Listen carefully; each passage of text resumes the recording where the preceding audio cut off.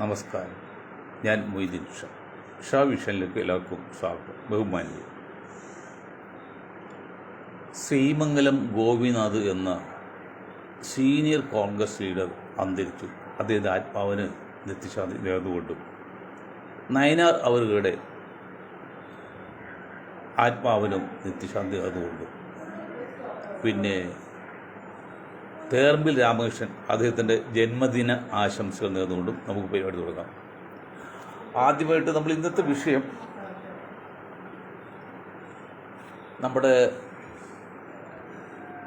രമേശ് അവറുകളുടെ തൂഫാനെ കുറിച്ചാണ്. അതിനുവേണ്ടി പ്രാദേശികമായ ഒന്ന് രണ്ട് കാര്യം സൂചിപ്പിച്ചിട്ട് നമുക്ക് വിഷയത്തിൽ കിടക്കാം. ഒന്ന്, കോയമ്പത്തൂർ 10 വയസ്സുകാരിയെ കൊലപ്പെടുത്തിയ കേസിനെ കുറിച്ച് പറയാൻ വേണ്ടി കൂടിയ പോലീസ് ഉദ്യോഗസ്ഥർ, ഒരു സ്ത്രീ ഒരു പുരുഷനും മുട്ടിയിരുന്നുകൊണ്ട് എന്തോ ഒരു ചിരിയാണ്. ഇവർക്കൊരു വകബോധമില്ലേ, സ്ഥലകാല ബോധം ഉണ്ടാവില്ലേ? ഇവർക്ക് IAS കോച്ചിങ് കഴിഞ്ഞാണെങ്കിൽ IPS കോച്ചിങ് കഴിഞ്ഞാണെങ്കിൽ അതൊക്കെ ബിഹേവിയറും ബിഹേവിയർക്ക് പഠിപ്പിക്കണ്ടല്ലോ, അന്ന് ശ്രദ്ധിക്കണം. മറ്റൊന്ന്, വൈറ്റിലെ പാലത്തെ കുറിച്ച് ഒരുപാട് പരിഷ്കാരങ്ങൾ വന്നുകൊണ്ടിരിക്കുന്നത്. അത് ആഴ്ച പരിഷ്കാരം വരുത്താം. എത്ര പരിഷ്കാരം വരുത്തിയാലും തേങ്ങ എത്ര അരിച്ചാലും താളല്ലേ കറി എന്ന് പറയുന്ന പോലെ ഉള്ള സ്ഥലത്തല്ലേ ചെയ്യാൻ പറ്റുള്ളൂ.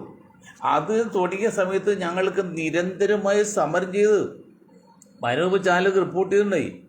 അതൊരു 3 ലൈനാക്കണം, 3 ലെയർ ആക്കണം. ഇപ്പോൾ 2 ലെയർ നിൽക്കുകയാണ്. ഇനിയിപ്പോൾ എന്ത് ചെയ്യാൻ പറ്റും?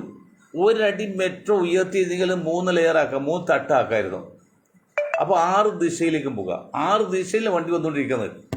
കാരണം കേരളത്തിലെ ഏറ്റവും വലിയ ജംഗ്ഷനാണ് വൈറ്റില. 6 ജില്ലകൾ ടച്ച് ചെയ്യുന്നതാണ്. ഇതിപ്പോൾ ചെയ്യുന്ന ഒരേ ഒരു മാർഗം, ഞാനത് വിശദീകരിക്കുന്നൊന്നുമില്ല, ഈ ഒരേ ഒരു മാർഗം ഇടപ്പള്ളിയിലും പാലായിടുന്ന പടതുപോലെ ഒരു സബ്വേ, ഒരു 3ാമത് ലെയർ എന്ന നിലയിൽ, 3ാമത് തട്ട് എന്ന നിലയിൽ ഒരു സബ്വേയെക്കുറിച്ച് ചിന്തിച്ചാൽ അത് പ്രായോഗികമാണെങ്കിൽ നല്ല കാര്യമാണെന്ന് വിനയമാണ് വേണ്ടപ്പെട്ട അധികാരിയോട് പറയാണ്. ഒരു കാര്യം പറയാതിരിക്കാമല്ല, ഇതിൻ്റെ രൂപരേഖ തയ്യാറാക്കിയപ്പോഴേ ട്രിവാൻഡ്രത്ത് നിന്ന് മേലാളന്മാർ വൈറ്റില വന്നു പോയില്ല. ഇവിടുന്ന് സ്കെച്ച് അയച്ചു കൊടുത്ത് അത് വെച്ചാൽ എവിടുത്തെ ഒരു ഫ്ലൈ ഓവറിൻ്റെ ലിസ്റ്റ് അയച്ച്, അതാണ് സംഗതി മണ്ടന്മാർ. മറ്റൊന്ന്, സതീഷ് അത്ര പിന്നെ കൊച്ചാക്കി കാണുന്ന അണ്ടർ എസ്റ്റിമേറ്റ് ചെയ്യേണ്ട ലീഗുകാർ ഉൾപ്പെടെ പറയാണ്. EMSന് ശേഷം കേരളത്തിൽ അല്പസ്വല്പമൊക്കെ ദീർഘമായിട്ട് ബുദ്ധിയൊക്കെ ഉള്ള ഒരാളാണ്, നിസ്സാരക്കാരല്ല. കാരണം ഒറ്റ കാര്യം പറയാമല്ലോ, ഞങ്ങൾക്ക് വല്ല ഇപ്പോൾ തന്നെ അദ്ദേഹം പറഞ്ഞത് 10 വർഷം LDF ഗവൺമെൻറ്റിന് സമയം കിട്ടിയിട്ട് പാരിയത്തുകാവ് എന്ന് പറഞ്ഞാൽ എൻ്റെ വീട് തൊട്ടടുത്താണ്, ഒരു 1/2 കിലോമീറ്റർ ഇല്ല. അവിടെ ഒരു 10, 8, 9 കുടുംബം, ദളിത് കുടുംബങ്ങൾ വർഷം താമസിക്കുന്നുണ്ട്. ഒരിക്കൽ എൻ്റെ ഒരു ബന്ധുണ്ട്, ഓച്ചക്ക എന്ന് പറഞ്ഞിട്ട് വരുമ്പോൾ അവരുടെ ഒരു പണക്കാരനാണ്. അദ്ദേഹം ഇടപെട്ടാണ് കുറച്ച് പിന്നെ പ്രശ്നം ഒന്ന് പരിഹരിച്ചത്. അതൊക്കെ 10-30 വർഷം മുമ്പാണ്. 19 വർഷത്തെ പഴക്കമുണ്ട്. 10 വർഷം LDF കിട്ടിയിട്ട് ഒരു തീരുമാനം ചെയ്തില്ല. ഇപ്പോൾ 15ാമത് പ്രാവശ്യം കോടതിയിൽ വന്നപ്പോഴേ ഉടനെ UDF ഗവൺമെൻറ്റിനെ കുറ്റപ്പെടുത്താൻ ശരിയാണോ സഖാക്കളെ? എൻ്റെ വളരെ സുഹൃത്താണ്, എൻ്റെ ഒരു ബന്ധു കൂടിയാണ്. എൻ്റെ ചെയർമാനായിട്ട് ഇന്ന് വാർത്താ സമ്മേളനം കണ്ട് ചാനൽ, ഈ ചുക്കട ചാനലുണ്ട്, ഇത് ലോക്കൽ ചാനൽ. 10 വർഷം കിട്ടിയില്ല മോനെ. ഞാൻ മോനെ നിനക്ക് നിൻ്റെ ഗവൺമെൻറ്റിന് ആ പ്രശ്നം പരിഹരിക്കാൻ പറ്റില്ലേ? 10 വർഷം കിട്ടി പരിഹരിക്കാത്തത് UDF ഗവൺമെൻറ് കയറി അന്ന് തന്നെ നിങ്ങൾ സമരം ചെയ്യുന്നില്ല. എന്ത് ന്യായീകരണമുണ്ട്? അപ്പം എനിക്ക് പറയാനുള്ളത് മുസ്ലിം ലീഗിനോടാണ്. ഒന്നുകിൽ മുസ്ലിം ലീഗിനെ സതീശൻ വഴിക്ക് കൊണ്ടുവരും, അല്ലെങ്കിൽ ഒഴിവാക്കിയുള്ള ഭരണം വരും. ശ്രദ്ധിച്ച് കേട്ടോ, മുസ്ലിം ലീഗിൻ്റെ നേതാക്കളെ, എന്തെങ്കിലും ദീർഘചിന്തയുള്ള ഒരു നേതാവ് മുസ്ലിം ലീഗ് ഉണ്ടെങ്കിൽ നിങ്ങൾ ശ്രദ്ധിച്ച് കേട്ടോ, ഇത് മൊയ്തീൻ ഷാ വാക്കാണ്. ഒന്നുകിൽ നിങ്ങൾ നേരെ വരുത്തും, നിങ്ങൾ നേരെ വരുത്തുന്ന ആ മുസ്ലിം എന്ന ജാതി പേര് മാറ്റിയുള്ള പ്രശ്നം, അല്ലെങ്കിൽ നിങ്ങൾ മുന്നണി ഒഴിവാക്കിയുള്ള ഭരണം വരും. മനസ്സിലായില്ലേ? അതിന് ഒഴിവാക്കാതെ സതീശൻജിയുടെ ബുദ്ധി ഉപയോഗിച്ച് നിങ്ങൾ വഴിക്ക് കൊണ്ടുവരും എന്ന് തന്നെയാണ് ഞങ്ങൾ വിലയിരുത്തൽ. ഉദാഹരണം പറഞ്ഞാൽ തൊപ്പി ഊരാൻ പറയും, ഊരി. അള്ളാഹു മാറ്റാൻ മാറ്റി. മറ്റേ അത് പാടാൻ പാടി. അത് പാടിയതിൽ മുഖ്യമന്ത്രി അറിയാതെയാണ് സംഭവിച്ചെങ്കിൽ അദ്ദേഹത്തിന് തിരുത്തു കൊടുക്കായിരുന്നു. ഞങ്ങളുടെ അനുവാദത്തോടെ അത് തെറ്റായിപ്പോയെന്ന് പറയായിരുന്നു. അത് പറഞ്ഞില്ല. അപ്പം അതിനർത്ഥം അതെല്ലാം ചെയ്തു. ഇപ്പോൾ വേറെ അറിയുമോ, 2ാം സ്ഥാനം എന്ന് പറഞ്ഞ കുഞ്ഞാക്കയുടെ വകുപ്പിലേക്ക് ഇടപെട്ടിട്ട് 3 പ്രധാന സ്ഥാനങ്ങളിലേക്ക് അപ്പോയിൻ്റ് ചെയ്തു. മുഖ്യമന്ത്രി അപ്പോയിൻ്റ് ആയിട്ട് വന്നത്. അദ്ദേഹം ഡൽഹി സമയത്ത് ഇപ്പോഴത്തെ ചീഫ് സെക്രട്ടറി പിന്നെ സഖാ ജോർജോ ഒരു 2-3 കള്ളന്മാരുണ്ട്, അവരൊക്കെ ചേർത്ത് കേസ് ഒഴുക്കാൻ വേണ്ടി. അപ്പോൾ ആലപ്പുഴ അവിടുത്തെ കളക്ടർ മാറ്റി, കൊല്ലം കളക്ടർ മാറ്റി, ഇഷ്ടപ്പെട്ട ആളെ വഹിക്കാൻ വേണ്ടി എന്നൊക്കെയാണ് ചർച്ച. അതൊന്നും ഇപ്പോൾ പറയുന്നില്ല, മുഴുവൻ ചർച്ച ചെയ്യാറില്ല. ഏതായാലും ഒരു കാര്യം ഉറപ്പായി, അത് സംശയിക്കണ്ട. സാധാരണഗതിയിൽ എന്താണ് ഈ ഘടകകക്ഷികളുടെ വകുപ്പിൽ അങ്ങനെ കൈകെടുത്താറില്ല. അതൊക്കെ അടുത്തെങ്കിൽ അനുവാദം ചോദിക്കും. ഇത് അനുവാദം ഒന്നും ചോദിക്കാതെ പ്രധാനപ്പെട്ട 3 നിയമനം നടന്നു കഴിഞ്ഞു. കുഞ്ഞാക്കൾക്ക് മിണ്ടാൻ പറ്റുമോ? അതാ ഞാൻ പറഞ്ഞു, ഞങ്ങൾ ഈ മനുഷ്യ മനസ്സാണ് സാറേ വർഷങ്ങളായിട്ട് കൈകാഞ്ഞത്. മനുഷ്യ മനസ്സ് പന്താടുന്ന കയ്യിലിട്ട് പന്താടുന്ന ഒരു ഗ്രൂപ്പാണ് ഞങ്ങളുടെ. ഇതൊക്കെ നമുക്ക് മനസ്സിലാവും. പശു വാല് നോക്കി എന്താണെന്ന് അറിയാൻ പറ്റില്ല, കാള വാല് നോക്കി അറിയാം. എന്നപോലെ ഇതൊക്കെ കാണുന്നത് നമുക്കറിയാമല്ലോ. അപ്പോൾ ഇങ്ങനെ ചെയ്ത് ഇടപെട്ടവർ കൊലക്ക വീണ് ചത്ത കോടി ചാറ് കൂട്ടാം, എടുക്കണ കഷ്ണം കൂട്ടാതെ പണ്ട് ആര് പറഞ്ഞ പോലെ ഇങ്ങനെ ആ വകുപ്പിലൊക്കെ ഇടപെട്ട് കുഞ്ഞാക്ക ഇടപെട്ട് വശത്ത് വരുത്തിയിട്ട് അവസാനം പറയും കുഞ്ഞാക്ക സംഗതിയൊക്കെ കൊള്ളാം, നിങ്ങളെ മുസ്ലിം ജാതി പേര് മാറ്റണം എന്ന് പറഞ്ഞ് അത് മാറ്റിയെടുത്താൽ പിന്നെ അടുത്ത 10 വർഷത്തേക്ക് സതീഷിന് വേറെ ഒന്നും നോക്കണ്ട. ഇത്ര കണ്ടതാണ്, 10 വർഷത്തേക്ക് ഒന്നും നോക്കണ്ട. അപ്പം അതിനുള്ള കഴിവും യുക്തിയും ബുദ്ധിയൊക്കെ സതീഷ് അവർക്ക് ഉണ്ടെന്ന് ഞാൻ പറഞ്ഞത്, ഞങ്ങളെ ഗ്രൂപ്പ് പറഞ്ഞത്. അല്ല അദ്ദേഹം മണ്ടയാന്ന് പറയുന്നില്ല. പിണറായി ചില രീതിയിലൊക്കെ കഴിവുണ്ടെങ്കിലും മറ്റു ചില രീതിയിൽ വളരെ മണ്ടന. കാരണം തൻ്റെ പ്രജകളെ അല്ലെങ്കിൽ അനുയായികളെ അവർ മനസ്സിളക്കാൻ നേതാവിന് പറ്റിയില്ലെങ്കിൽ ആ നേതാവ് ജീവിച്ചതിൻ്റെ കാര്യമില്ല. ഞാൻ പറഞ്ഞത് ജീവിച്ചതിൻ്റെ കാര്യമില്ല. പിണറായി ഇതുപോലെ വിട്ടില്ലേ, പിണറായി കൂടെ നിൽക്കുന്ന വിട്ടില്ലേ, 100 സീറ്റ് കിട്ടും. ഏത് ഇലക്ഷൻ വോട്ട് എണ്ണുന്ന ആ രാവിലെ വരെയും ചാനൽ 100 സീറ്റ് കിട്ടി ഞങ്ങൾ അധികാരത്ത് വരുമെന്നാണ് അവരോട് താല്പര്യം ചാനലുകാരും അവർ നേതാക്കളെയൊക്കെ പറഞ്ഞു. ഇവിടെ പണ്ടൊക്കെ കമ്മ്യൂണിസ്റ്റ് നേതാക്കൾ ഒരു ഇലക്ഷൻ റിവ്യൂ നടത്തിയാലോ അത് ഒരു 99% കറക്റ്റായിരിക്കും, 1-2% തെറ്റുള്ളൂ. ഇന്നിപ്പോൾ 40%, 60% തെറ്റാണ്. അപ്പോൾ അറിയാമല്ലോ, പിണറായി വിജയൻ സഖാവെ നിങ്ങൾക്ക് നേതാവ് ഇരിക്കാനുള്ള ഒരു യോഗ്യതയിലും ഒരു അർഹതയില്ല. ഇത് ജനങ്ങൾ, ഞാൻ പറഞ്ഞതല്ല, ജനങ്ങൾ പറയുന്നത്. അല്ലെങ്കിൽ നിങ്ങൾക്ക് ജനങ്ങളുടെ മാൻഡേറ്റ്, ജനങ്ങളുടെ വികാരം അറിയട്ടെ, ജനങ്ങളുടെ ആറ്റിറ്റ്യൂഡ് അറിയട്ടെ. അതറിഞ്ഞില്ലല്ലോ, അതാണ് നിങ്ങൾ അൺഫിറ്റാന്ന് പറഞ്ഞത്.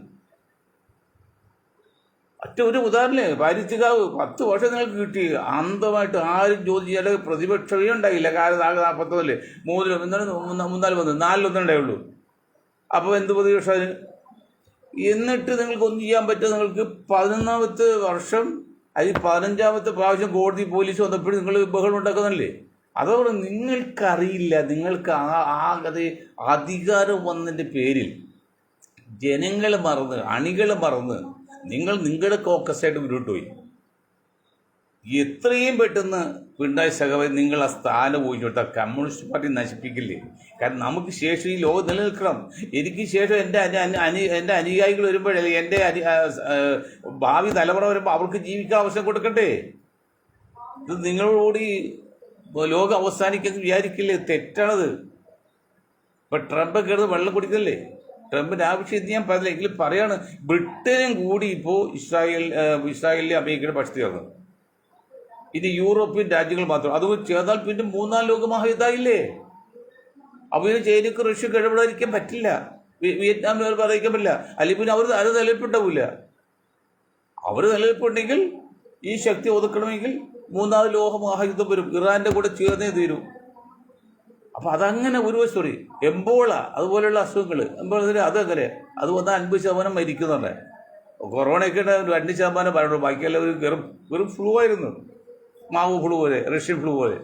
അതുകൊണ്ട് കോടാറ് കോടി രൂപ 2-3 കള്ളന്മാരും പിന്നെ 2-3 ചൈനയൊക്കെ ചേർത്ത് ഉണ്ടാക്കിയത്. എത്ര കോടി വിറ്റ് പോകാതെ എല്ലാ മരുന്നുകളും, എല്ലാ തുണി ഉൽപ്പന്നങ്ങളും, മെഡിക്കൽ ഉപകരണങ്ങളും എല്ലാം വിറ്റത് യുദ്ധം ഉണ്ടാക്കും പോലെയാണ്. അമേരിക്കയുടെ വിൽക്കാതെ ഇരുന്ന ആയുധങ്ങളെല്ലാം നശിപ്പിക്കാൻ വേണ്ടി യുദ്ധം ചെയ്ത് നശിപ്പിച്ചു, അല്ലെങ്കിൽ കാശ് കൊടുക്കണ്ടല്ലോ, അതുപോലെയാണ്. അപ്പോൾ ഇത്തരണത്തിൽ ഒന്ന് ശ്രദ്ധിക്കണം. മറ്റൊരു കാര്യം പറഞ്ഞേക്കാം, എന്തുകൊണ്ടാണ് ഒരു മുസ്ലിം സമുദായത്തിൽപ്പെട്ട ആളെ KPCC പ്രസിഡന്റാക്കുന്ന കാര്യത്തിൽ ഒരു ചാനലും പറഞ്ഞില്ലോ? ഷാഫിയുടെ കാര്യം ഇപ്പോൾ അത് മുസ്ലിമാണ്, അതുകൊണ്ടൊരു പ്രശ്നമുണ്ട് എന്നോട് പറഞ്ഞു. ഏതോ മുസ്ലിമായിട്ട് എന്തൊരു പ്രശ്നം? 4 വോട്ട് കള്ളന്മാരോട് പറയാണ്, കോൺഗ്രസ് ഉൾപ്പെടെ എല്ലാ കള്ളന്മാരോടും പറയാണ്, UDFിൻ്റെ ഒക്കെ എല്ലാം പറയാണ്. 4 വോട്ട് ചെയ്തതിൽ 3 വോട്ട് മുസ്ലിങ്ങളിലാണ്.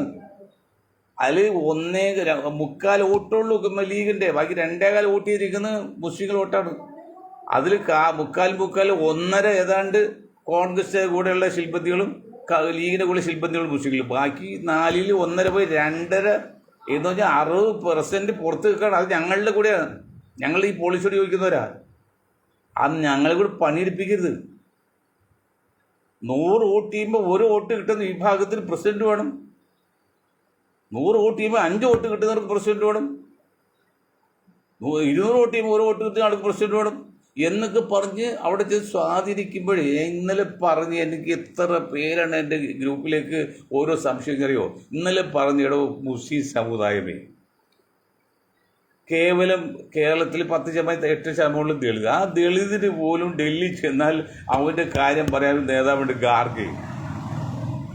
20% ഉണ്ടായിട്ട്, ദേശീയ ലെവലിൽ 20% ഉണ്ടായിട്ട് ആദ്യം ഒരു നേതാവിനെ എന്ന് പറയാൻ കേരളത്തിൽ മുസ്ലിങ്ങൾക്ക് ഡൽഹി ചെന്ന് ഉണ്ടോ? ഈ കേസ് വേണമല്ലേ, അല്ലെങ്കിൽ മറ്റവരെയൊക്കെ കാല് പിടിച്ച് വേണ്ടേ സോണിയാഗാന്ധിയെ നേരിട്ട് കാണാൻ നിങ്ങൾക്ക് പറ്റുമോ? എത്ര മുസ്ലിം സോണിയാഗാന്ധിയുടെ ഗവൺമെൻറ് നേരിട്ടുണ്ട് ഈ കേസിനെ കൊണ്ട് പറയിപ്പിക്കാതെ നിങ്ങൾക്ക് ചെല്ലാൻ പറ്റും? ഒന്ന് ചിന്തിച്ചു നോക്കണോ ബുദ്ധി ഉണ്ടെങ്കിൽ മണ്ടന്മാരെ. ലോകം ഏതാണ് അവസാനിക്കാൻ പോണ്, അത് വേറെ കാര്യം. എന്നാലും അവസാനിക്കുമ്പോൾ നമുക്ക് നമ്മുടെ തലമുറക്ക് ജീവിക്കാനുള്ള അവസരം കൊടുക്കണ്ടേ? നിങ്ങളൊന്ന് ആലോചിച്ച് നോക്കി, എത്ര മുസ്ലിങ്ങൾക്ക് കേരളത്തിലെ ഏതെങ്കിലും മുസ്ലിമിന്, കേരളത്തിൽ മാത്രമല്ല ഇന്ത്യയിലെ ഏതെങ്കിലും മുസ്ലിമിന് ഈ KC വേണുഗോപാലിനോ അല്ലെങ്കിൽ അതുപോലെ ആരെയും റെക്കമെൻഡ് ചെയ്യാതെ സോണിയാഗാന്ധി രാഹുൽ എടുത്ത് നേരിട്ട് ചെയ്യാൻ പറ്റുമോ?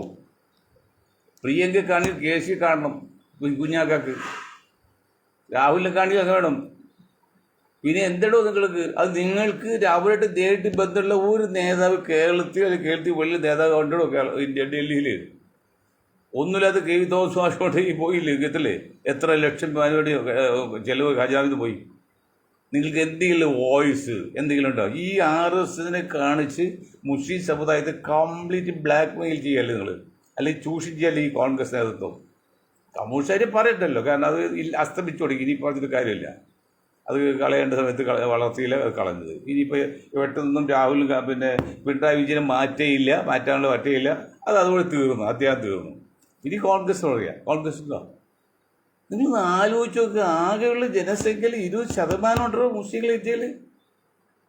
അതിൽ 99% വോട്ട് ചെയ്ത് കോൺഗ്രസ് അയക്കുന്ന മുന്നണിക്കടും. എന്നിട്ട് നിങ്ങൾക്ക് ഈ കത്തോലിക്ക കോൺഗ്രസ് ഇപ്പം നേതാവ് കത്തോലിക്ക നേതാക്കളാണല്ലോ, അതാണല്ലോ ഭരണമൊക്കെ പോയത്.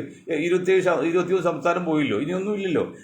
അതിൽ ഒരു നേതാവിനെ കാണണമെങ്കിൽ, പ്രിയങ്കയോ രാഹുലിയോ ഖാർഗെയോ അല്ലെങ്കിൽ സോണിയാഗാന്ധിയോ കാണണമെങ്കിൽ ഇന്ത്യയിലെ ഏതെങ്കിലും മുസ്ലിം നേരിട്ട് കാണാൻ പറ്റുമോ? ആണ് കേസ് വേണോ? അല്ലെങ്കിൽ ജനസംഖ്യയിൽ 0.3% 1% പോലും ഇല്ല ദേശീയ ലെവലിൽ. നായർ വിഭാഗം, ക്രിസ്ത്യൻ വിഭാഗങ്ങളിൽ ജനസംഖ്യയിൽ 2% ഉള്ളൂ ദേശീയ ലെവലിൽ. ഇവിടെ ആരുടെയെങ്കിലും വാലെ പിടിക്കാതെ അല്ലെങ്കിൽ കയറി ഇറക്കവും ചെയ്യിക്കാതെ നിങ്ങൾക്ക് ചെയ്യാൻ പറ്റുമോ? എന്തിനടോ ഇങ്ങനെയൊക്കെ ജീവിക്കണം? ഇത് ചത്തുപോയാൻ പാടില്ലേ? നാണം കൊണ്ടും ലജ്ജ കൊണ്ടും ഭയം കൊണ്ടും പേടി കൊണ്ടും, പറയുന്ന പേടിയാണല്ലോ. പിന്നെ ഇതൊന്ന് ചോദിക്കാം നിങ്ങളോട്, എന്തിനാണ് നിങ്ങൾ ഈ കോൺഗ്രസ് കൂടെ നടന്നിട്ട് എന്ത് കാര്യം? നിങ്ങൾക്ക് എന്ത് നേട്ടം? കർണാടക കാലത്ത് കേന്ദ്രമന്ത്രിയൊക്കെ ഉണ്ടായിരുന്നു. അതിനുശേഷം അന്തോണി അവിടെ ചെന്നതിന് ശേഷം ഈ കത്തോലിക്കൻ പാർട്ടിയിൽ വന്നതിന് ശേഷം ഉണ്ടല്ലോ, പിന്നെ മുസ്ലിങ്ങളെ തുണിയിച്ചിട്ടില്ല. ഇന്നിപ്പോൾ സതീശൻ വെച്ച നാള് നോക്ക്, ആ പത്തൊക്കെ ആരൊക്കെയാണ് ന്യൂനപക്ഷ വിരോധം പ്രസംഗിച്ച ആൾക്കാർക്ക് ഇപ്പോൾ മറുനാടൻ്റെ മെയിൻ ആളാണ്. ഇപ്പോൾ അയാൾ ചാലുവരാതെ UDF ബാധിക്കാറുണ്ട്, മുസ്ലിങ്ങൾക്ക് വേണ്ടിയില്ല. ആ പുള്ളിയാണ് സതീശൻ വെച്ചിരിക്കുന്നത്. സതീശൻ അറിഞ്ഞിട്ടല്ല ചിലപ്പോൾ, അത് അറിയാതെയാണെങ്കിലും അറിഞ്ഞിട്ടാണെങ്കിലും തെറ്റില്ലത്. അത് ഞാനിപ്പോൾ വിഷയത്തിൽ കിടക്കുന്നില്ല. കാരണം ഞാനിപ്പോൾ UDF സപ്പോർട്ട് ചെയ്തവർക്ക് എനിക്കങ്ങനെ പെട്ടെന്ന് പറയാനും പറ്റില്ല, ഒരു പരിധി കൂടുതൽ പറയാൻ പറ്റില്ല. എന്നാലും പറയാതിരിക്കാൻ പറ്റില്ല. സതീശനെ കുറച്ചുകൂടി ശ്രദ്ധിക്കണം. സതീശൻജി ബഹുമാൻ CM സതീശൻജി കുറച്ചുകൂടി ശ്രദ്ധിക്കണം. നിങ്ങൾ ഒരു കാര്യം ചെയ്തോ, മുസ്ലിം ലീഗിനെ മുന്നണിയിൽ മാറ്റോ അല്ലെങ്കിൽ പേര് മാറ്റാൻ പറയുമോ, അത് നല്ല കാര്യം, ഒരു തെറ്റുമില്ല. അതിനുവേണ്ടി നിങ്ങൾ എന്ത് റിസ്ക് എടുത്താലും ഒരു തെറ്റുമില്ല. അപ്പോൾ ഇപ്പോൾ ഒരു പരിധി വരെ പ്രശ്നങ്ങൾ തീരും. ഈ ജാതി പാർട്ടി വരുന്നതാണ് ഇവിടെ ഈ വെള്ളാപ്പള്ളിയും NSS ഒക്കെ കിടന്ന് ബഹളം ഉണ്ടാക്കുന്നത്. അത് കോൺഗ്രസ് ബാക്കി കോൺഗ്രസ് വളർച്ചയ്ക്ക് തടസ്സം ഉണ്ടാക്കും. അത് ലീഗുകാർക്ക് മനസ്സിലാവില്ല. ഇത്തവണത്തെ പ്രശ്നത്തിൽ ഇത്തവണത്തെ വിലയിരുത്തൽ സതീശൻജിക്ക് അത് മനസ്സിലായിട്ടുണ്ട്. കാരണം ഞങ്ങൾ നിരന്തരമായിട്ട് അദ്ദേഹത്തിൻ്റെ സതീശൻജിയുടെ പേരെടുത്ത് തന്നെ പറഞ്ഞു നിങ്ങൾക്ക് മനസ്സിലായിട്ടുണ്ട് കാര്യം, നിങ്ങൾ എന്താ പറയാത്തതെന്ന്. പറയാത്തത് നിങ്ങൾ അവർ ആ പാർട്ടി നന്നാവും ചോദിച്ചാൽ അന്ന് പറഞ്ഞു അന്ന് തരും. ഇപ്പോൾ പറയാൻ മുഖ്യമന്ത്രിയില്ലേ. അപ്പോൾ നിങ്ങൾക്ക് മനസ്സിലായ നിലക്ക് നിങ്ങൾ സ്വാഭാവികമായിട്ടും മുസ്ലിം ലീഗിനോട് പറയണം, നിങ്ങൾ ആ മുസ്ലിം എന്ന ജാതി പേര് മാറ്റണം, എങ്കിലേ ഈ മുന്നിൽ നിർത്താൻ പറ്റുള്ളൂ. നിങ്ങൾ ധൈര്യമായിട്ട് പറയണം. അല്ലെങ്കിൽ പോട്ടെന്ന് നോക്കിക്കൊണ്ടു. നീ എന്തിനാ ഈ തുമ്പുമ്പോൾ നോക്ക്. അതുകൊണ്ട് കോൺഗ്രസ് നശിച്ചുകൊണ്ടിരിക്കുകയാണ്. ആ മുസ്ലിം എന്ന പേരിട്ട് പാർട്ടി നിങ്ങളുടെ കൂടെ കൂട്ടിയതിന് ശേഷം നിങ്ങൾ വളർന്നിട്ടുണ്ടോ? കേരളത്തിൽ പോലും 10 വർഷം കഴിഞ്ഞാൽ ഇപ്പോൾ ചെറിയ ഭരണം വന്നത്. അതെന്തായാലും ഈ 3-1 മുസ്ലിംകൾ N ബ്ലോക്ക് നിങ്ങൾക്ക് വോട്ട് ചെയ്തിട്ടാണ്. പിന്നെ കുറച്ച് കമ്മ്യൂണിസ്റ്റുകാർ വോട്ട് ചെയ്ത്, കുറച്ചൊന്നുമില്ല. ഏത് നല്ലൊരു ശതമാനം കമ്മ്യൂണിസ്റ്റുകാർ കോൺഗ്രസ് വോട്ട് ചെയ്ത്. അത് കോൺഗ്രസ് നന്നാക്കാൻ പറ്റില്ല. കമ്മ്യൂണിസ്റ്റ് പാർട്ടിയിലെ ആ പിണക്കും അവരെ തിരുത്താൻ വേണ്ടി, അല്ല അവരെ തിരുത്താൻ വേണ്ടിയാണിത്. അങ്ങനെ എല്ലാം കൂടെ ഒത്തു വന്നപ്പോൾ UDF ഒരു സീറ്റ് കൂടുതൽ കിട്ടി, കമ്മ്യൂണിസ്റ്റ് പാർട്ടിക്ക് തിരിച്ച് കുറഞ്ഞ്. ഇത് പണ്ട് ഞാൻ ചെറിയൊരു ഉദാഹരണം പറയും. പണ്ട് ഈ വടക്ക് ഇന്ത്യൻ ബിസിനസ് ഗോസ്വാമികൾ അവർ വരുമ്പോഴേ ഓരോ പ്രാവശ്യം വന്നു പോകുമ്പോഴും കേരളത്തിൽ ചില ബിസിനസ്സുകാരുടെ അക്കൗണ്ടിൽ എമൗണ്ട് കൂടും. കാരണം എന്താണ്? നല്ല സുന്ദരിമായ പെൺകുട്ടികളുടെതാണ്. അവരെ കണ്ട് പറയുമ്പോൾ തെറ്റാണെങ്കിലും അങ്ങനെയൊക്കെ പറഞ്ഞ് കേട്ടിട്ടുണ്ട്, കുറ്റം പറ്റി കാര്യമൊന്നുമില്ല. അതുപോലെ ഓരോ ഗവൺമെൻറ് മാറി വരുമ്പോഴും ഇപ്പോൾ LDF ഭരിച്ച് അപ്പോഴും RSS സംഘപരിവാറിനെ സംബന്ധിച്ച് BJP സംബന്ധിച്ച് വളർച്ചാനുള്ള അവസരം കിട്ടി. ഇപ്പോൾ കോൺഗ്രസ് ഗവൺമെൻറ് വരുന്നത്, സതീശൻ ഗവൺമെൻറ് വരുന്നത്, അപ്പോഴും അവർക്ക് വളരെ അവസരം കിട്ടുന്നുണ്ട്. അപ്പോൾ ഇവരെല്ലാം പ്രവർത്തനം എങ്ങനെ നോക്കിയാലും BJP സംബന്ധിച്ച് വളരാനുള്ള എല്ലാ സാഹചര്യവും ഒരുക്കി കൊടുക്കുകയാണ്. എന്നുവെച്ചാൽ അന്ധമായ BJP വിരോധം ഇവിടുത്തെ ഒരു രാഷ്ട്രീയ നേതാക്കൾക്കും ഇല്ല. അതില്ലെന്ന് പറയാൻ കാരണം അതുണ്ടായിരുന്നെങ്കിൽ ആത്മാർത്ഥമായിട്ട് ഇന്ത്യയിലെ പ്രതിപക്ഷ പാർട്ടികൾ BJP താഴെ ഇറക്കണമെന്ന് ആഗ്രഹം ഉണ്ടായിരുന്നെങ്കിൽ ഇങ്ങനെയല്ല കളിക്കേണ്ടത്. പിന്നെ പണ്ട് ജഗതി പറഞ്ഞ പോലെ എൻ്റെ ഗർഭം ഇങ്ങനെയല്ല എന്ന് പറഞ്ഞാൽ ഇങ്ങനെയല്ല കളിക്കേണ്ടത് സാർ. അത് ഈ പാവം മൊയ്തീൻ ഷാ ഗ്രൂപ്പ് പറഞ്ഞു കൊടുക്കേണ്ടി വരുമ്പോൾ ലക്ഷ്യമുണ്ട്, നാണമുണ്ട്. എന്താണ് സാർ ഞാൻ പറഞ്ഞല്ല, നമ്മുടെ ജയപ്രകാശ് നാരായൺജി പറഞ്ഞ അടിയന്തരാവസ്ഥയ്ക്ക് ശേഷം കോൺഗ്രസ് ഒഴിച്ച് ബാക്കി എല്ലാവരും ഈ ഇതിൽ പ്രസ്ഥാനത്തുണ്ടാവും. RSSും ആൾ ഇന്ത്യ ലീഗും മറ്റു ലീഗും മറിച്ച് ലീഗും എല്ലാം ഉണ്ടാവും. ഒരു പാർട്ടി ഒഴിച്ച് എന്താണ് കോൺഗ്രസ്. അതുപോലെ BJP ഒഴിച്ച് ബാക്കി എല്ലാവരും ഞങ്ങളുടെ മുന്നിൽ ഉണ്ടാവും എന്ന് പറഞ്ഞ് നിങ്ങൾ തുടങ്ങിയെങ്കിൽ ഇന്നിപ്പോൾ BJP വരാൻ ഒരു സാധ്യത ഉണ്ടാവില്ല. അത് BJP വളർന്ന് വരുന്നു എന്ന് തോന്നിയപ്പോൾ തന്നെ നിങ്ങൾ ഈ ഒരു പോയിന്റ് BJP ഒഴിച്ചുള്ള ബാക്കി എല്ലാ പാർട്ടിയും ഒരു മുന്നണി ചേർത്ത് മുന്നോട്ട് പോയെങ്കിൽ BJP അധികാരത്തിൽ വരുന്ന പ്രശ്നമില്ല. നിങ്ങൾ ചെയ്തില്ല. കാരണം നിങ്ങൾ അതിനർത്ഥം ഇത് മനഃശാസ്ത്ര ഗ്രൂപ്പാണ്, പറയുന്നില്ലയോ മനുഷ്യ മനസ്സ് പന്താടുന്നത്. വെറുതെ പോക്കറ്റം പന്തല്ല, സത്യമാണത്, ദൈവാനുഗ്രഹം കൊണ്ടാണ്. അപ്പോൾ നിങ്ങൾ കോൺഗ്രസ്സിന് താഴെ ഇറക്കണം അന്ന് എല്ലാവർക്കും ആഗ്രഹം ഉണ്ടായി. അതേസമയത്ത് ആ ആൾക്കാരിൽ ഒരു ചെറിയ വിഭാഗത്തിന് BJP താഴെ വെക്കുന്ന ആത്മാർത്ഥ വിചാരമില്ല. ഞങ്ങൾക്ക് ഭേദം കിട്ടുകയാണെങ്കിൽ ഒക്കെ BJP കൊള്ളില്ല മാറ്റാം, അല്ലെങ്കിൽ BJP ആയിക്കൊടുക്കുന്നതാണ് പല കോൺഗ്രസ് നേതാക്കളും മനസ്സിലതാണ്. പണ്ട് കോൺഗ്രസ്സിൽ നല്ല RS അനുഭാവികളുണ്ടായത്, RS നേതാക്കളുണ്ടായത്. ഇന്നും ഇന്ത്യയിലെ എല്ലാ രാഷ്ട്രീയ പാർട്ടികളിലും നയിക്കുന്നത് ഒരുപടി സമ്പന്ന സവർണ വരേണ്യ വൈദേശിക വർഗമാണ്. അത് ഇന്നും നിലനിൽക്കുകയാണ്. ചില കൊച്ചു പാർട്ടി അവിടെ വരെ അവരുടെ പേരുണ്ട്, അവരുടെ ആൾക്കാരുണ്ട്, അവർ ഇല്ലാത്തില്ല. കാരണം അതൊരു പ്രത്യേക ഒരു വികാരമാണത്. RSS എന്നുകൊണ്ട് ഇവിടുത്തെ സവർണ വിഭാഗത്തിൻ്റെ വികാരമാണ്. അവർ നിലനിൽപ്പിൻ്റെ ഒരു ബിന്ദു കൂടിയാണ്. അതുകൊണ്ട് അത് അവരെ കംപ്ലീറ്റ് ഒഴിവാക്കാൻ പറ്റില്ല. അതാണ് യാഥാർത്ഥ്യം. അതറിയാതെ വെറുതെ RS വിരോധം പറഞ്ഞ് വെറുതെ RSന് വഴക്കുണ്ടാക്കിയിട്ട് എന്താ കാര്യം? മൊയ്തീൻ ഷാ ഗ്രൂപ്പ് തന്നെ നിൽക്കില്ല. അത് യാതൊരു എന്നുകൊണ്ട് ഇന്ത്യയിൽ ഇത് യാഥാർത്ഥ്യം, ഇന്നത്തെ കളി യാഥാർത്ഥ്യം. അവർ ഭരിക്കല്ലേ, പിന്നെ നമ്മൾ അവർ അന്ധമായിട്ട് എതിർത്ത് കാര്യമുണ്ടോ? അപ്പോൾ എന്തുകൊണ്ട് എതിർക്കണമെങ്കിൽ അത് ശാസ്ത്രീയമായിരിക്കണം, പ്രാക്ടിക്കലായിരിക്കണം, തിയറിറ്റിക്കലായിരിക്കണം. അതെന്തുകൊണ്ട് അവരെ തോൽപ്പിക്കാൻ വേണ്ടി മറുതന്ത്രം ഉപയോഗിക്കണം. അല്ല വ്യക്തിപരമായിട്ട് ആക്ഷേപിക്കുക അല്ലെങ്കിൽ പ്രധാനമന്ത്രി കുറ്റപ്പെടുത്തല്ല, മറുതന്ത്രം ഉപയോഗിക്കണം.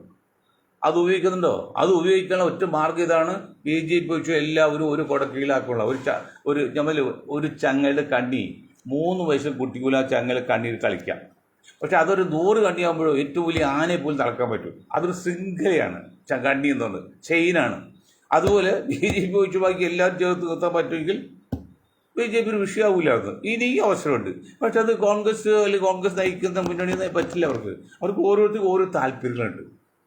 ഏറ്റവും വലിയ തെറ്റ് ചെയ്ത് രാഹുൽ ഗാന്ധി മമതാ ബാനർജിയാണ്. രാഹുലാണ് ഏറ്റവും വലിയ തെറ്റ് മമതാനേക്കാൾ ചെയ്ത്. എന്തറിയോ? രാഹുലിനേക്കാൾ അക്കാര്യത്തിൽ കഴിവുള്ള ആളായിരുന്നു മമത. ആ മമതയുടെ നേതൃത്വത്തിൽ ഒരു മുന്നണി ഉണ്ടാക്കിയിട്ട് ആ രാഹുലിനെ കൂടെ നിർത്തി പോയെങ്കിൽ ഇത് BJP വരുന്നതിൽ വരില്ല. അതപ്പോൾ അവിടെ നിന്ന് അഹങ്കാരം, നമ്മുടെ പിണറായിയുടെ കാര്യം പോലെ അഹങ്കാരം വന്നിട്ട് ഞാൻ മതി, ഞാൻ തന്നെ രാജാവ്, എന്നെക്കൂടി എല്ലാം നേടും എന്നുള്ള അഹങ്കാരമായിരുന്നു മമതയ്ക്ക്. ഇതൊക്കെ ഇപ്പോൾ തുറന്ന് പറയാൻ തന്നെ പേടിക്കുന്നത്. മമത ബുദ്ധിയുള്ള സ്ത്രീ ആയതെങ്കിൽ, രാഹുൽ ഗാന്ധി ബുദ്ധിയുള്ള സ്ത്രീ ആയതെങ്കിൽ, ഈ പിണറായി സർക്കാർ ബുദ്ധിയുള്ള ആളായതെങ്കിൽ അവർ അണികൾ ചോർന്ന് പോയത് അവർ മനസ്സിലാക്കിയാരെ. അവർ ബുദ്ധി ഉണ്ടായില്ല. അതിൽ മമതക്ക് രാഹുലും ഗാർഗിയൊക്കെ ഒരുമിച്ച് നിർത്താൻ പറ്റില്ലല്ലോ. ആ മറ്റേ ജനതാദൾ യുവിൻ്റെ കൊണ്ട് അദ്ദേഹത്തെ കൺവീനറാക്കി വെച്ചുകൊണ്ട് മുന്നോട്ട് പോയെങ്കിൽ ഇന്ന് UDF അല്ലെങ്കിൽ ഈ പ്രതിപക്ഷ പാർട്ടിക്ക് ഏതാണ്ട് ഭരണം ഭരിക്കായിരുന്നു. അപ്പം മമത എന്താ അതിലെ പറ്റില്ല, രാഹുൽ തന്നെ മുഖ്യമന്ത്രിയാവണമെന്ന് പറയും. ഏതെന്താണ് അതൊരു തത്വം ഞാൻ പറയാം, ചിരിക്കാം. അതായത് ഞങ്ങളുടെ നാട്ടിൽ നാട്ടിലൊരു ഭാര്യയും ഭർത്താവും 2 കുട്ടികളും, ഒരു പെൺകുട്ടി ആൺകുട്ടിയാണ്. അപ്പോൾ അമ്മയും മോളും കൂടി നല്ല കോഴിക്കറി ഉണ്ടാക്കി. അപ്പോൾ അച്ഛൻ ഇങ്ങനെ ഫ്രണ്ടിൽ കാറ്റുകൊണ്ടിരിക്കുകയാണ്. അപ്പോൾ ഉണ്ടാക്കിയിട്ട് അമ്മ അടക്കൽ വിളിച്ചോ, മോളെ വാപ്പാക്ക് കൊടുത്തു നോക്ക്, വാപ്പ കഴിക്കുന്നറിയില്ല എന്ന് പറഞ്ഞു. അപ്പോൾ ബാബ ഡീസൽ വാപ്പ വേണ്ട മക്കൾ കഴിച്ചെന്ന് പറഞ്ഞു. കാരണം ആ ഇറച്ചി വാപ്പക്ക് കൊടുക്കാൻ ഈ ഉമ്മാക്കും മോക്കും പരിപാടി ഉണ്ടായില്ല. അതുകൊണ്ട് രാഹുൽ ഗാന്ധി ഒരു കാരണവശാലും പ്രധാനമന്ത്രിയാക്കാൻ മമതക്ക് താല്പര്യം ഉണ്ടായില്ല, ഇല്ല. അപ്പോൾ ചേട്ടൻ വെച്ച് അങ്ങോട്ട് പറഞ്ഞാൽ അപ്പോൾ ഒന്നും ആവില്ലല്ലോ. അങ്ങനെ വിട്ടു കഴിഞ്ഞാൽ അവർ BJP കൊണ്ടുപോയി. അതാണ് മമതയൊക്കെ ചെയ്ത് ഇന്ത്യയിലെ പിന്നോക്കത്തിൽ ന്യൂനപക്ഷങ്ങൾ കാണിച്ച വഞ്ചനയും തട്ടിപ്പും അക്ഷന്തികമായ തെറ്റാണ്, ഒരിക്കലും പുറക്കാത്ത തെറ്റാണ്. അപ്പോൾ ആ വാർത്ത മുസ്ലിങ്ങൾ മുഴുവൻ അവർ വോട്ട് ചെയ്ത് BJP എതിരാക്കി ഇതായി. പക്ഷെ കാലം തിരിച്ചു വരുന്നുണ്ട്. എന്തിനൊരു മറുമരുന്നുണ്ട്, ഒരു വഴിയുണ്ടല്ലോ. ആ വഴിയാണ് ഇപ്പോൾ വരുന്നത്. ആ വാക്കുകൾ പറഞ്ഞാൽ നിർത്താം. എന്താണ് കോക്രോച്ച് പാർട്ടി, പാറ്റകളുടെ പാർട്ടി. ഒരു കാര്യം നിങ്ങൾക്ക് അറിഞ്ഞോ? പാർട്ടികളുടെ പാർട്ടിയിൽ 3 കോടിയോളം ജനങ്ങൾ ഇട്ടതിൽ സംഘ് പരിവാറിൻ്റെ ഒരാൾ പറഞ്ഞത് 97% പാകിസ്ഥാനികളും ബംഗ്ലാദേശികളും 3% ഇന്ത്യകളും. അതിൻ്റെ യഥാർത്ഥ കക്ഷി കണക്കുദ്ദേശിച്ച് പറയുന്നത് 97% ഇന്ത്യക്കാരുടെ, ബാക്കി 3% പുറത്തുള്ളത്. കണക്കുദ്ദേശം ആൾക്ക് ചെക്ക് അറിയാൻ പറ്റും. അതെന്തോട്ടെ ഇപ്പോൾ ഒരു അവസരം ആ മന്ത്രി രാജിവെക്കാനൊക്കെ BJP ഗവൺമെൻറ് ആലോചിക്കുകയാണ് ആ മന്ത്രി തൽക്കാലം രാജിവെപ്പിച്ച് തടി വെട്ടാക്കാൻ. BJP NDAയിലുള്ള ഘടകകക്ഷികളിൽ 1-2 പേര് പലരും പറഞ്ഞ് നിങ്ങൾ കളിച്ചാൽ പിണറായിക്ക് പറ്റൂലാവും, അതുകൊണ്ട് നിങ്ങളത് ശ്രദ്ധിക്കണമെന്ന് പറഞ്ഞിട്ട് ആ മന്ത്രി ഏതാനും മണിക്കൂറിനുള്ളിൽ ആ മന്ത്രി രാജിവെപ്പിക്കും. പിന്നെ BJP ഗുണമുണ്ട്, രാജിവെക്കാൻ പറ്റും, അവിടെ തടസ്സം ഉണ്ടാവില്ല, രാജിവെച്ചു പോകും. പിന്നെ അവകാശം സ്ഥാപിച്ച് നിൽക്കുന്നില്ല. അതൊക്കെ ഒരു വലിയ ആജ്ഞാ പവർ തന്നെയാണ്, അതൊന്നും അറിയിക്കാൻ പറ്റില്ല. കോൺഗ്രസ് കമ്മ്യൂണിസ്റ്റിലേക്ക് ആണെങ്കിൽ അത് പറയും 100 ആലോചിക്കും. BJP ഒന്നുമില്ല. അല്ലെങ്കിൽ പിന്നെ ഭൂപം കാണൂല അവർ. അങ്ങനെയൊക്കെ വേണം, അങ്ങനെ കുറച്ച് പവർ അധികാരമൊക്കെ വേണമെന്നല്ല പറ്റില്ല. അപ്പോൾ ഇത്തരത്തിൽ ഇത്തരണത്തിൽ നമ്മുടെ CMൻ്റെ കളി ഇന്നത്തെ കണ്ടീഷനിൽ വെച്ച് നോക്കിയാൽ കുറച്ചൊക്കെ അപാകത കാണുന്നുണ്ട്. അത് വരുത്താതെ വളരെ ശ്രദ്ധാപൂർവം നിങ്ങൾ എന്ത് തെറ്റ് ചെയ്തോ പരാതി വരുത്തതെന്ന് പറഞ്ഞ പോലെ നിങ്ങൾ എന്തും ആരെയും നിയമിച്ചോ, പക്ഷെ പരാതി വരുത്താതെ ഇതിൽ മുന്നോട്ട് പോയി ആ മുസ്ലിം ലീഗോട് ജാതി പേര് മാറ്റാൻ പറഞ്ഞാൽ നിങ്ങളൊരു ശുഭമാണ്, നിങ്ങൾക്ക് രക്ഷയുണ്ട്. അടുത്ത 10 വർഷത്തേക്ക് ഒന്നും നോക്കണ്ട. അതല്ലെങ്കിൽ മറ്റെന്തെങ്കിലും വളഞ്ഞ വഴിയിൽ ചിന്തിച്ചിട്ട് മുന്നോട്ട് പോകാൻ നോക്കുകയാണെങ്കിൽ അത് ചെയ്യും. പിന്നെ ഒരു മുസ്ലിമിനെ KPCയുടെ പ്രസിഡന്റ് ആക്കിയാൽ പാർട്ടിക്ക് നല്ലത്, കോൺഗ്രസ് നല്ലത്, അല്ല മുസ്ലിങ്ങളല്ല. മുസ്ലിങ്ങൾക്ക് ഒരു പ്രസിഡന്റ് ആയതൊന്നും വലിയ നേട്ടമൊന്നുമില്ല. അതിൽ മുസ്ലിം ലീഗ് കൈയിട്ടാൽ അത് 2 അപകടമാണെന്ന് പറഞ്ഞുകൊണ്ട് ഞാൻ എൻ്റെ വാക്കുകൾ നിർത്താൻ നിൽക്കും. പക്ഷേ ഒരു പ്രധാന പോയിന്റ് ഞാൻ പറഞ്ഞിട്ട് അത് വന്ന് നിർത്തണം. അതായത് തൂഫാൻ വിഷയങ്ങൾ തൂഫാൻ. നിങ്ങൾ ഒരു കാര്യം മനസ്സിലാക്കണം, അമേരിക്കയാണ് ലോക പോലീസ് എന്നൊരു ധാരണ പലർക്കുണ്ട്. എന്നാൽ അങ്ങനെയല്ല. ആ അമേരിക്ക നിയന്ത്രിക്കുന്ന ചെൽപ്പടിക്ക് നിർത്താൻ 3 ശക്തി ലോബിയുണ്ട്. പണ്ട് രണ്ടുണ്ടായുള്ളൂ. ഒന്ന് ആയുധ ലോബിയും ഒന്ന് ലഹരിയും. ഇപ്പം 3ാമത് ലോബിയുണ്ട്, അവയവ ലോബി. അത് വലിയതാണ്. ഒരു 10 കോടിയൊക്കെയാണ് ഒരു ഹൃദയത്തിന്. അത് വലിയ. ഈ 3 ലോബിയാണ് അമേരിക്ക പോലും നിയന്ത്രിക്കുന്നത്. അതറിയണമെങ്കിൽ കൊളംബിയോ സ്റ്റേറ്റ് ഉണ്ട്. അതിൽ ഇന്ത്യയുടെ പകുതിയായിട്ടുണ്ട് ആ ഒരു സ്റ്റേറ്റിന്. ആ സ്റ്റേറ്റിൽ ആണ് ഏറ്റവും കൂടുതൽ മദ്യമാഫിയ ഉള്ളത്. മദ്യമല്ല, ഈ ലഹരി മാഫിയ ഉള്ളത്. അല്ലാതെ ഇവിടെ അത് ക്രിസ്ത്യൻ സമുദായത്തിൽപ്പെട്ടാണ്.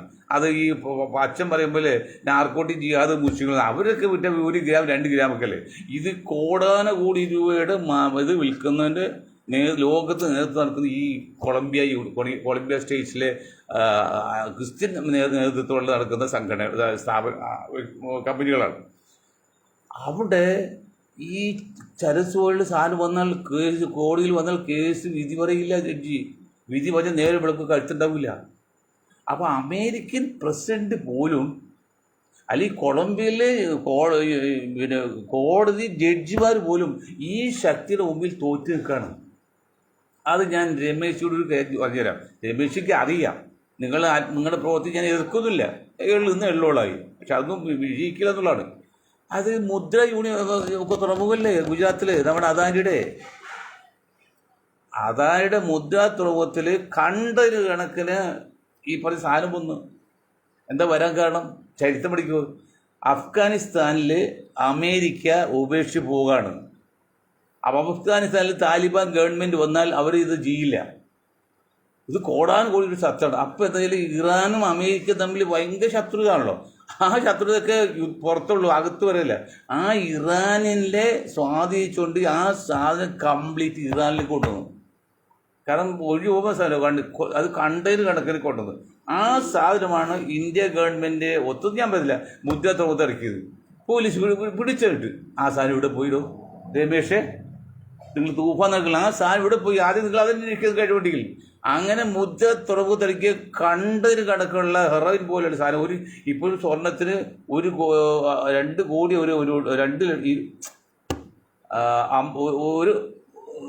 ഒരു കോടി ആയാലും വരുള്ളൂ. ഇപ്പം 1.5 കോടിയായിട്ട് വരുന്നുണ്ട് 1 കിലോ സ്വർണത്തിന്. അല്ലെങ്കിൽ 2 കോടി പിടിച്ചോ. പക്ഷേ ഹെറോയിന് 100 കോടിയാണ് 1 കിലോയ്ക്ക് ലോക മാർക്കറ്റ്. അപ്പോൾ 1:50 ആണ്. എന്നുണ്ടെങ്കിൽ 50 ഇരട്ടിയുണ്ട് ഹെറോയിൻ വരുമ്പോൾ. അതാണ് സ്വർണ്ണത്തേക്കാൾ അവർ അത് ചെയ്യുന്നത്. അതിനകത്ത് പണ്ട് 1 കോടി ഇട്ടായിരുന്നപ്പോൾ 100 കോടി 1:100 ആയിരുന്നു. അപ്പോൾ അങ്ങനെ വിലയുള്ള ഈ സാധനം അന്നത്തെ കണക്ക് പറഞ്ഞ് ഇന്ത്യയിലെ പകുതി പേരെ മയക്കി കിടത്താൻ ആ സാധനം മതി. അത്ര സ്റ്റോക്കാണ്. ആ സാധനം ആരുടെ കയ്യിലാണ് ഇപ്പോൾ? പത്രക്കാർ നിങ്ങളൊന്ന് അന്വേഷിക്കുകയും രമേശ് നിങ്ങൾ ആഭ്യന്തരമന്ത്രിയുടെ കയ്യിലാണ്, നിങ്ങളത് അന്വേഷിക്കുക. ഈ സാധനം ആരാണ് ഇപ്പോൾ കൈവശം വെച്ചിരിക്കുന്നത്? അതൊക്കെ മാറ്റാം. അതിങ്ങനെ സമയത്ത് കൊടുത്ത് വെക്കും. ഇന്നിപ്പോൾ ആലുവ റെയിൽവേ സ്റ്റേഷൻ എടുത്ത് ഒരു കാക്കാർ പാവം ഓട്ടോറിക്ഷയിൽ പോയി 20 ഗ്രാം കഞ്ചാവാണ്. കഞ്ചാവിന് അതിവിലയൊന്നുമില്ലല്ലോ. പിടിച്ച് അയാളെ കൊണ്ട് 5-6 മാസം ജയിലിടും. അയാൾ വീണ്ടും തന്നെ ചെയ്യും. അങ്ങനെ നിരാശ്രരായവർ ജീവിക്കാൻ വഴിയില്ലാത്തവരൊക്കെ ഈ ബിസിനസ് രംഗമാണ്. കാരണം സ്വർണ്ണം പോലെയല്ല, ഒരു വച്ചോ ദാതാതി അവൻ രക്ഷപ്പെട്ടു. അതല്ല ചെറുപ്പക്കാരൊക്കെ കോടികളാണ് കിട്ടുന്നത്. പിടിച്ചിട്ട് ചാവട്ടെ. ഏതായാലും ആത്മഹത്യ നിൽക്കുന്നവർക്ക് എന്താ പേടിക്കുന്നത്? പോലീസ് കൊണ്ട് കൊല്ലട്ടെ, അല്ലെങ്കിൽ കിട്ടിയാൽ കിട്ടി, പോയാൽ പോയി എന്നുള്ള ചിന്താഗതിയാണ്. ഏതായാലും അതൊക്കെ അങ്ങ് നിൽക്കുമ്പോൾ തന്നെ പിന്നെ രമേശ് ജിയുടെ ഈ അഭിപ്രായത്തോടും ആ വിഷയത്തോടും ഞങ്ങൾ ആത്മാർത്ഥമായി സഹകരിക്കുകയാണ്. ലഹരി ഒരു ആപത്ത് തന്നെയാണ് പറഞ്ഞുകൊണ്ട് ഞാൻ എൻ്റെ വാക്കുകൾ നിങ്ങൾക്കൊരായി നന്ദി. ജയ് ഹിന്ദ്.